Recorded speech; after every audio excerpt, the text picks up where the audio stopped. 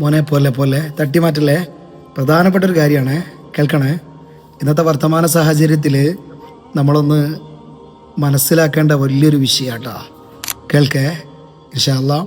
നമ്മൾ പറയാറുണ്ട്, എന്നെ മനസ്സിലാക്കാത്തവരെ എനിക്കും മനസ്സിലാക്കണ്ട, എന്നെ ഇഷ്ടപ്പെടാത്തവരെ എനിക്കും ഇഷ്ടമില്ല എന്ന് ചിന്തിക്കുന്ന ആളുകൾ നമ്മുടെ ചുറ്റുവട്ടത്തുണ്ട്.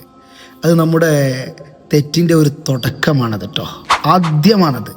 എന്താ കാരണം എന്നറിയോ? അവിടെ ചിന്തിക്കേണ്ട ഒരു യാഥാർത്ഥ്യമുണ്ട്.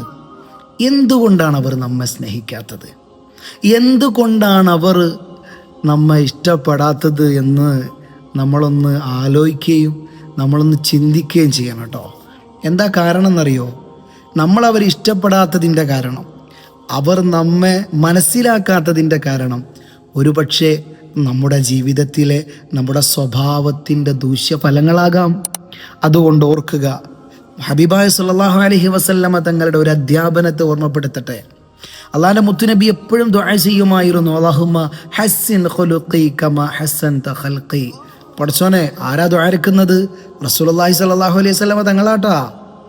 എൻ്റെ സൃഷ്ടിപ്പ് നന്നാക്കിയതുപോലെ എൻ്റെ സ്വഭാവവും നീ നന്നാക്കി തരണേ എന്ന് ആദരവായ റസൂലുള്ളാഹി സ്വല്ലല്ലാഹു അലൈഹി വസല്ലമ തങ്ങൾ ദുആ ചെയ്യാറുണ്ടായിരുന്നു.